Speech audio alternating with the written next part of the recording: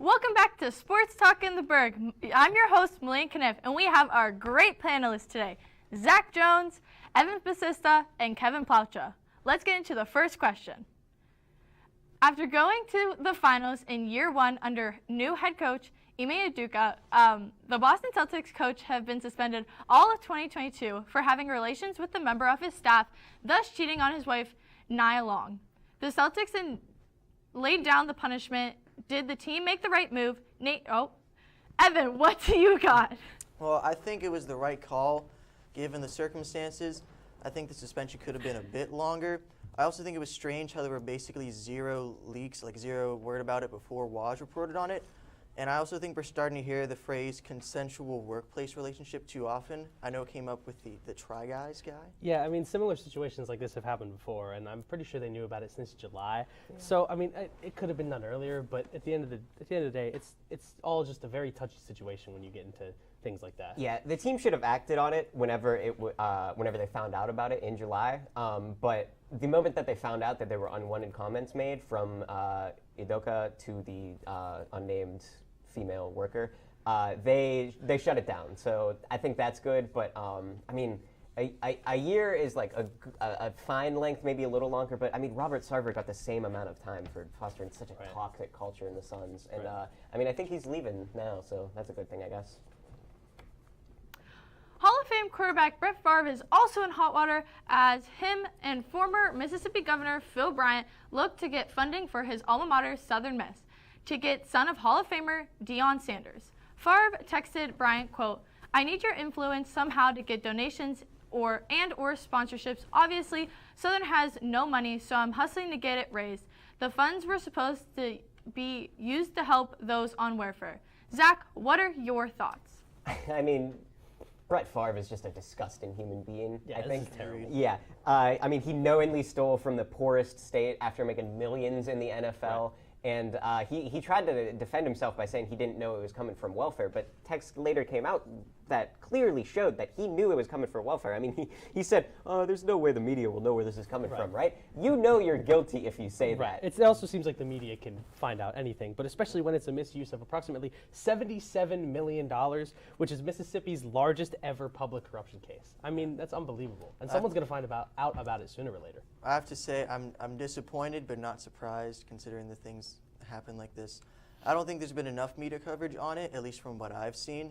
You compare that to the Kaepernick controversy years ago. That has been in media circles. It's still going around significantly, and it's for a much lesser offense. Here we go again, talking about the Steelers QBs. Mitch Trubisky had another rough game as the Steelers fell to the Browns, which is actually sad. Is it time to put in rookie Kenny Pickett, or are you still rolling with Mitch? Kevin, as the biggest Pitt fan on the panel, what are your thoughts? So it's well documented that I am a big Pitt fan, but I just don't think it's quite time to put Kenny Pickett in yet. There's a bigger picture problem in hand here, and it's Matt Canada. Play calling has been absolutely atrocious, and if you put me in there, I wouldn't succeed under Matt Canada's play calling. If you put Kenny Pickett in there, he won't succeed under Matt Canada's play calling. I mean, nobody will succeed under Matt Canada's play calling if they're going to run 5-yard checkdowns on 3rd and 12. Kevin, you're not succeeding under any play calling. Hey, you never know. I mean, especially not Matt Canada. A lot of people think that the issue with the Steelers is that they don't throw deep and they only throw short, and it's because of Mitch, but it's not. It's Canada. I mean, Kenny Pickett's longest preseason pass, which through both 3 games, same sample size, less passes granted, but it was 29 yards, and Mitch's longest so far has been 36. So there's not much of a difference. I don't think much is going to change if you put in Pickett. See, I'm going to have to disagree with you guys. I'm also surprised that Kevin said no, considering he is a big Pitt and Kenny Pickett fan. It's not time yet. I think, well, the plan has been to let him develop. But if he's watching what's going on out there, what's he really? You're learning bad play. Right, he could be learning bad habits if they're going to. I agree with you that Matt Canada is the problem. I think he should be fired, but I think you also need to make that switch to kind of light a spark under the offense because they've been dormant. I don't know. They have not seen. They don't look at the middle of the field at all. Well, no, they don't look at the middle of the field. I know with that George Pickens catch on Thursday night, there was a receiver wide open in the middle of the field, and I know that they don't go through the middle of the field, but it's so bad. It's so inconsistent, and it's so micromanaging that they're not thinking big picture. But even when they think, in the micro, it just doesn't work. I think you kind of have to toss the big picture aside a little bit and you have to let Kenny in. Well, week 3 of the NFL season has already flown by. In your opinion, who is the best team in the league? Evan, what do you got? I'm going to have to go with the Miami Dolphins. Starting the year 3-0, they knocked off the Bills. I know they were playing a weakened secondary, but A very weakened secondary. but if the Bills were really the top team, like people have been saying, those backups probably would have been strong enough against. I don't know about that. I know. I don't It's. know. I don't know There's about a that, high- which is why I think the Bills are still the best team in the NFL. Listen, before that Dolphins game, they were riding high. They were going to go undefeated. They were going to be the best team ever. They were going to win the Super Bowl easily. But now, thanks to all these injuries and that one loss, everyone's kind of writing them off. And I don't know why. There's so many injuries. Micah Hyde, Dawson Knox, Gabe Davis. That Dane Jackson injury was unbelievably brutal, and I can't believe that he's out on the field practicing again. But all these injuries, they're going to be just fine. They're going to end up where they started, as the best team. I don't think anyone's writing off the Bills. I mean, and the Dolphins are great. I love Tua. But those two are going to be fighting for the AFC East. Me personally, I'm going to the NFC East. I have the Philadelphia Eagles. That roster is loaded. On paper, it's the best roster. And my biggest question mark coming into the year was Jalen Hurts, whether or not he could take that big step. Now I'm not going to lie, I feel pretty stupid for doubting him. I mean, he's gotten better every single year, and this year he has killed it. You can say their competition wasn't the best, but they faced a tough Lions team, and they blew out the Vikings at home in prime time. They've made so many fantastic pickups over the offseason. I think they're the team to beat in not only just the NFC, but the NFL as a whole. Well, let's get off football. I'm over football. The Pens hit the ice for the first time on Sunday as they took on the Blue Jackets. What did you take away from the doubleheader as the team heads towards the regular season? Kevin, go right ahead. So, I mean, this is just preseason. I'm not putting much stock into it. However, they split 1-1. Penguins won the first game 3-2. Jason Zucker with the winning goal in OT. And in the second game, we got to see a little bit of Johnny Hockey, Johnny Gaudreau, who signed that massive 7-year, $68 million deal. Now, he didn't get a goal, but Columbus did win the second game 5-1. I don't really know how much stock I'm putting into this, but it's still nice to see these guys get back on the ice. I wouldn't be too concerned about the loss in the second game, 5-1. We threw out mainly, or the Penguins mainly did developmental players. Well, the Blue Jackets, they played out their stars. Right. So I don't think many expected them to win. I think the key here is that the head coach went to both games. I mean, that's really nice to see that they're paying attention to all their players, they're giving them equal attention. I will say the split is not promising. I think you look at, even though the Penguins, they are playing their depth, their younger players, there's not a whole lot there in the cupboard. So when one of the Penguin stars inevitably gets injured, because we know it happens every year, that this not strong performance that we've seen might carry over into the regular season for those players that have to get called up, and the team's going to struggle. Well, another NFL week means another week of fantasy football. Who led your team to victory, or who was the main reason you lost? Zach, how'd Justin Jefferson do? Let's hear what you got. Ouch, man. Ouch. All right, I'm not gonna lie. Justin Jefferson kind of blew chunks this week. He put up 4.4 points. He didn't do very hot. That's why my fantasy performer of this week is Jalen Hurts. Going back to Jalen him. Hurts again. Oh yeah. Are you an Eagles fan now? Wow. Oh my Cam's goodness. been rubbing off on me. Yeah, really. No, he put up 27.6 points. He had 360 total yards and 3 touchdowns. And with their light schedule coming up, I think I would expect some more huge performances. I know they're playing Jacksonville. I'll do you one better. Khalil Herbert, 30 points. He came in for the injured David Montgomery, and he did an unbelievable job. 20 rushing attempts, 157 yards, and 2 touchdowns. I mean, he did so much better than. And now, okay, this 30-point performance might be an anomaly, but it still helped me to get closer to my opponent, who ended up crushing me. But it still looked good. It still looked good to get 30 points from a backup running back. I think Khalil Herbert's going to keep looking good. The Bears are very run-heavy right now. I will say both of those players did help me. I have Jalen Hurts on my team. I picked up Khalil Herbert today. I'm going to have to go with Hollywood Brown, the PPR League star with those 14 receptions last week. He could have put up even more points had he gotten a touchdown on some of those catches. And if he did, I don't think there would have been any question that he would have been Performer of the Week. When we come back, we break down a busy week in RMU sports. Stay right there on Sports Talk in the Burgh. This been difficult because I hadn't been able to see my grandchildren. I can't wait to get back to field trips with my school. Not having to think about putting on a mask. I really can't wait to get back to life, really. I miss all my friends. I miss taking pictures in school. An expression on someone's face when you do something nice for them. COVID-19 vaccines are available, and they're the first step to safely getting back to things we miss most. Visit getvaccineanswers.org so you can make an informed decision about COVID-19 vaccines. Imagine being fired because of who you love. Imagine being denied medical treatment because of who you marry. Imagine being evicted because of who you are.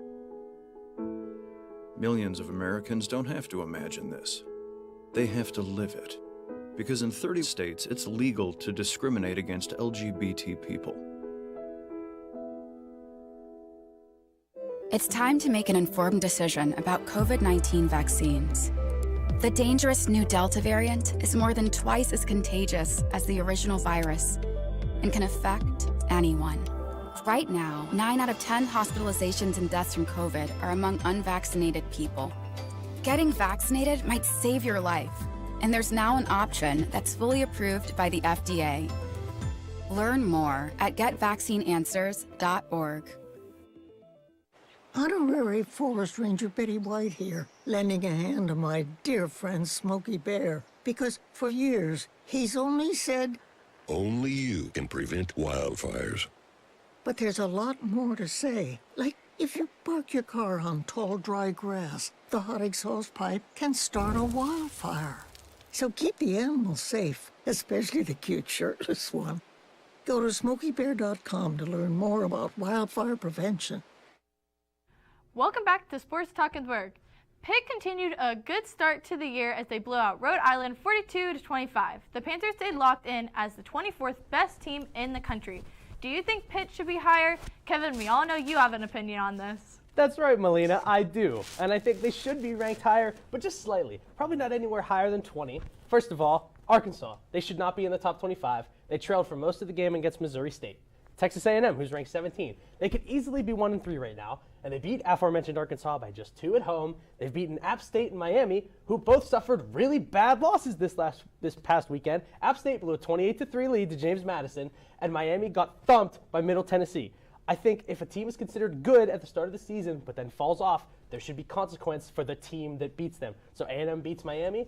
I think there should actually be a little bit of consequence for A&M to slip down because Miami is playing poorly. And Wake Forest, they only dropped 1 spot after losing that OT thriller to Clemson, which it's fine, but that Liberty game in week 2 really sticks out to me. They were 1 2-point conversion away from being 2-2 and out of obscurity.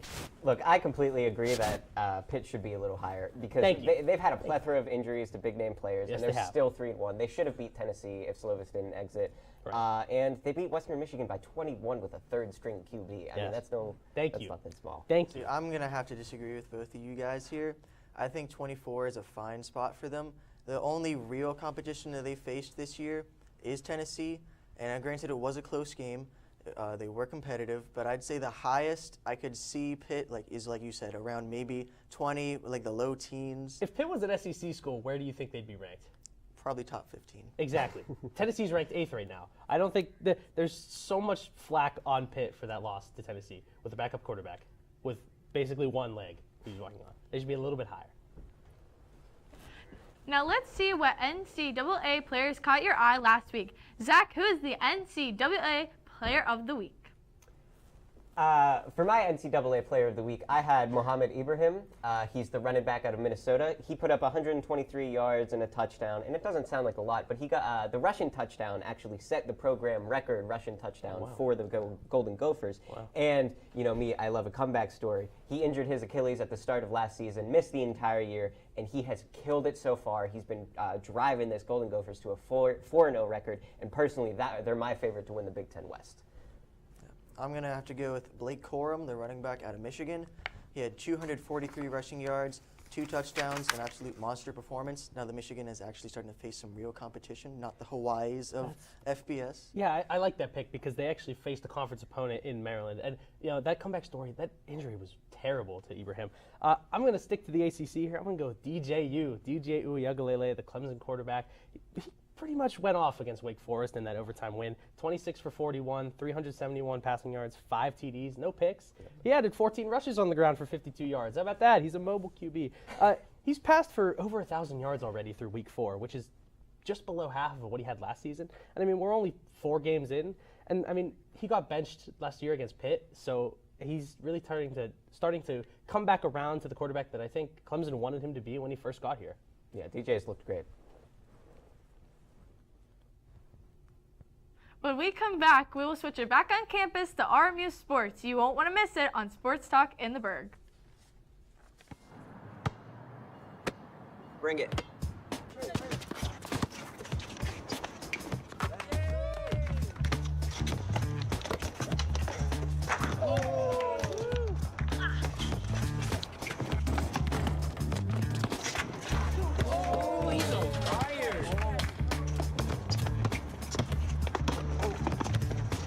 Time out, guys. I'm late to dinner.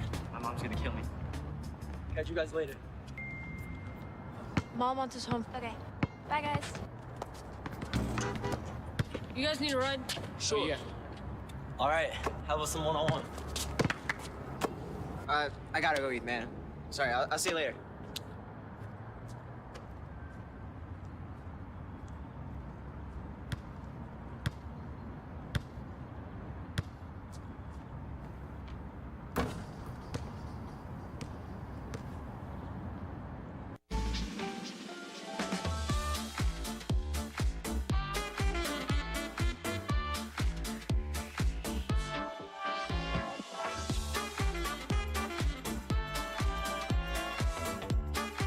Before we celebrate the freedom most Americans have, we must fight for the freedom all Americans deserve. Because all lives can't matter until Black lives matter. When I was your age, I was just like you, fascinated by stars.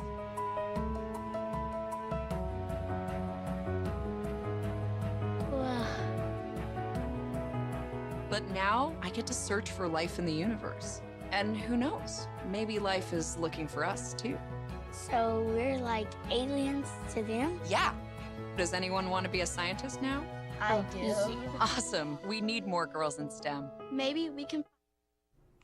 Welcome back to Sports Talk in the Burgh. The RMU football team is off to a rough start as they begin the year 0-3, with the most recent loss being 45-3 at the hands of East Tennessee State. If you were head coach, what changes would you make to get this team a win? Kevin?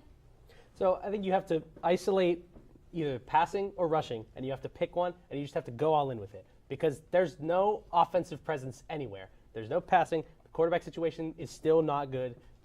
Elijah Jackson has not been able to get involved. This team's only averaging 13 points per game, and they're a couple big plays away from probably averaging less than 10 per game. So the offense is non-existent, and it needs to be there. Yeah. To your point, Kevin, I think they need, like you said, offensive consistency is the key. Right. Once both quarterbacks are healthy, they need to pick one, stick with him. I'd say utilize the run game more because the passing game hasn't really been inspiring. Right. And I'd say also they need to improve on special teams. They had that blocked punt against East Tennessee last week, returned for a touchdown. Haven't seen really much momentum on the kicker punt returns that they do get that aren't blocked. So. Yeah, our Russian attack has just looked awful. I'm not going to lie. I mean, I almost didn't believe this stat whenever I saw it, but we have 101 rushing yards on the year. Our opponents have 743. Why?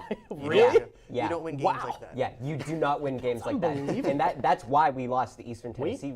That's why the Robert Morris Colonials lost the game against Eastern Tennessee. Their running back just ran through the Colonials defense like it was nothing, and the Colonials weren't able to do anything. That's an unbelievable stat, though. That the teams facing the Colonials are and over 600 yards. 700 total more. Yeah, 7-1. I mean, that's crazy. It's bad. Keeping it with the football team, do you think if they continue to lose that head coach Bernard Clark will get the boot? Why or why not? What do you think, Zach? I mean, if the season keeps going in the direction it's going, it very well could be his last year. I mean, the Colonials have not won any games so far, and they are about to come into a stretch where they're playing a lot of division opponents. I know they're playing I got them here. Gardner Webb, Campbell, and NC and A&T very soon. Those games will be critical in deciding whether or not this coach has a future with the Colonials. Yeah, you know, I don't think it's going to be his last year because I don't really think, you know, they were losing, but I don't think it's necessarily all of his fault. It's just the talent level isn't really where it needs to be, where they can win these games. 42 first-half points against Eastern I mean, that's Tennessee. a ranked FCS team, though. Yeah, I don't think you can put that on the coach. At some point, you have to. It's the talent around him. Right.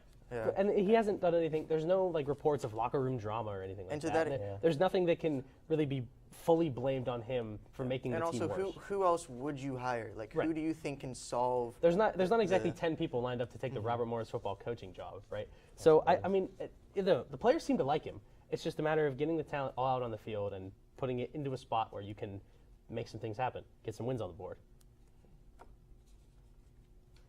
The volleyball team has began conference play. How do you think they will do in 2022? Will they return to their former glory in the NEC? Kevin, what's your dig on this? Yeah, so right now they're currently 0-4 in conference play, and that included back-to-back 3-set sweeps by Green Bay and Milwaukee. Now, there are lots of games left in conference play, and this team is young, so every game that's played it's experience that they're getting, but it's trending towards a subpar conference play record, in my opinion. I don't know if they're going to improve off of that 0-4 start. Yeah, 0-4 division is real rough, and the biggest key to me is honestly the energy that the team brings. The players on the court seem to be doing fine, but in the game yesterday against Cleveland State, Cleveland State's bench was just so full of energy. They had chance for whenever they lost a point. They had chance for whenever they won a point. They had chance for anything. And they were just always yelling, screaming, just keeping it so high energy. And our bench was just sitting there. And it's supposed to be a home game. The advantage should be towards the Colonials, you would think. But Cleveland State just came in and made it their own home game, pretty much. I will say, a chant for losing a point. That's something I've never heard of. Hey, it got the team back on track. No, this team is talented. Don't get me wrong. I mean, you have Annie Monaco, Abby Ryan.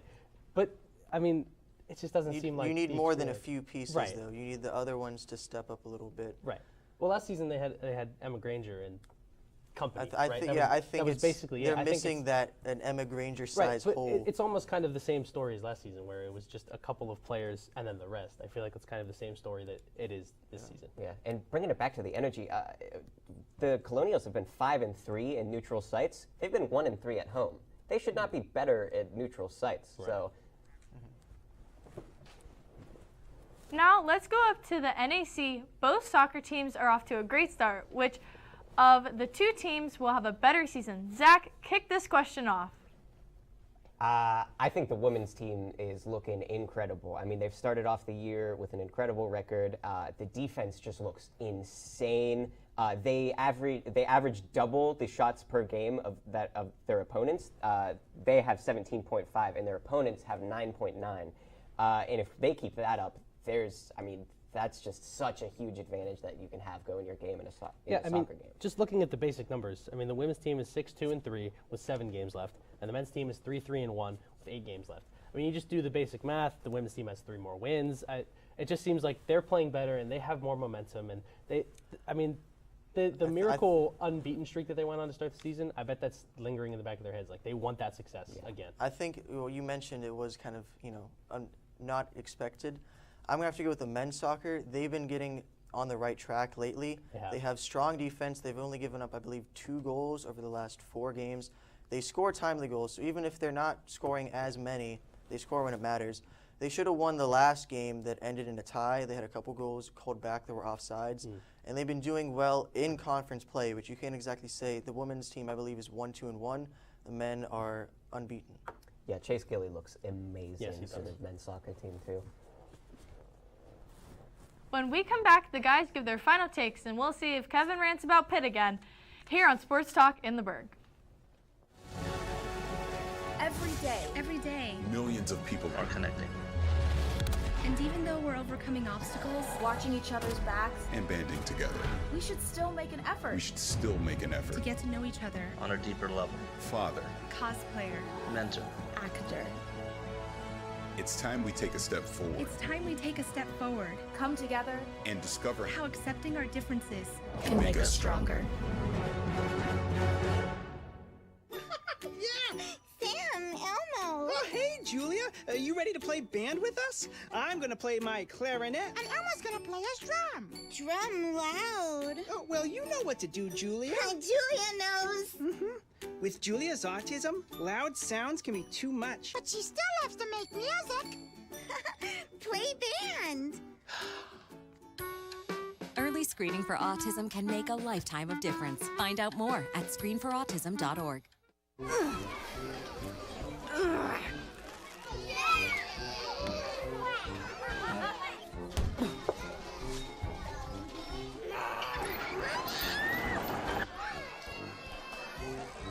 If you love them enough to crawl into a play place to get them to come down,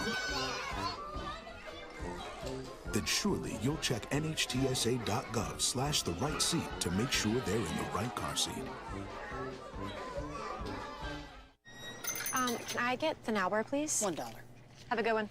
Got it. Hey, what's going on? Hey. Let me get a now bar. Sure. $1. Appreciate you. You got it.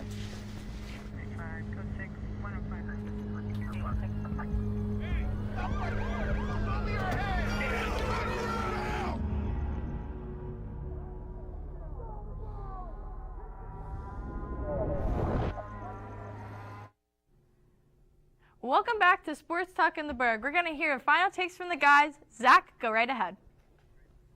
Guys, Trevor Lawrence is the real deal. This is his first year in the NFL behind a real coach, and he is doing amazing. He's led the Jaguars to a 2-1 record, and thus far is looking like the full package we were promised when he was drafted. This past week, Lawrence got his first Offensive Player of the Week, and as well as the first in the Jaguars franchise since David Garrard in 2010.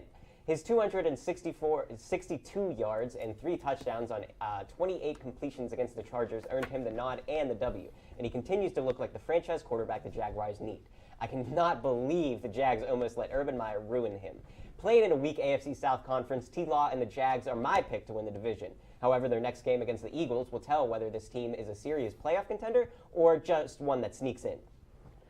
Last Friday, September 23rd, another history-making MLB milestone was achieved. Albert Pujols reached 700 career home runs, becoming just the 4th player to ever reach that mark, joining Barry Bonds, Hank Aaron, and Babe Ruth. It's worth noting that Pujols and Aaron are the only two with at least 3,000 hits and 700 home runs. Pujols had 698 home runs coming into Friday night's game against the Los Angeles Dodgers, with every at-bat bringing more and more anticipation as to whether or not Pujols could reach 700 before the end of the season. He wasted no time, blasting a 434-foot home run to left field in the 3rd inning, bringing his total to 699. The very next inning, he yet again homered to left field, reaching 700 and stamping his legacy in baseball for years to come. The only downside, the game was streamed on Apple TV, meaning the reach wasn't as broad or as big as it could have been. Despite that, there's more good news. The Cardinals have also clinched a playoff spot, meaning they can have one last ride for both Pujols and catcher Yadier Molina, who have both announced they will be retiring after the 2022 season. You couldn't write this script any better. As a wise character on SpongeBob once said, "That's what we've been waiting for." Georgia Tech announced at the start of the week that they have fired both their AD as well as their football coach, Jeff Collins, with a 10-28 record over the past 3 seasons and the first 4 weeks of this one. Collins has been the main factor holding this team back. He also did not leave his previous job at Temple on a great note, resigning before a bowl game in order to take the job at Georgia Tech. Tech managed to hold their own in the season opener against Clemson for about the first 3 quarters, but mismanagement of the clock and a number of undisciplined penalties ultimately led to their collapse and set the tone for the rest of the season to date. With a fresh face in the locker room, we could finally see Georgia Tech play up to their potential and end up with a respectable record by the end of the season. So that Jeff Collins firing, it certainly needed to happen. And hey, they faced against Pitt this weekend. Maybe they'll show a little bit more, but I'm thinking Pitt will still win. But that Georgia Tech firing, it needed to happen, I think. It's going to light, it could light the spark that they need. Right. It certainly could. I mean, head coaching firings, they tend to do that. Although we all thought the same thing with Marcus Freeman coming in once Brian Kelly left for LSU, and look how they started out. Especially it's nice to get rid of a character like that you don't want Especially one that's losing. Yeah. It does create a little bit of uncertainty in the locker room because, there's just moving pieces around. So I think Pitt is definitely going to win their game against Georgia Tech. I mean, come on. Right. Now, I mean, you mentioned Trevor Lawrence. You know, he has been. I mean, they dominated the Chargers. Oh yeah. Last weekend, and that was incredibly unexpected, Oh, yeah. especially because Justin Herbert. Yeah, I mean, even with his rib injury, they still weren't expected to win by what, 28 points? Right. Trevor Lawrence has been incredible. So, yeah. Thanks for tuning in to Sports Talk in the Burgh. I'm Lena Kniff. From upstairs to downstairs, see you next week.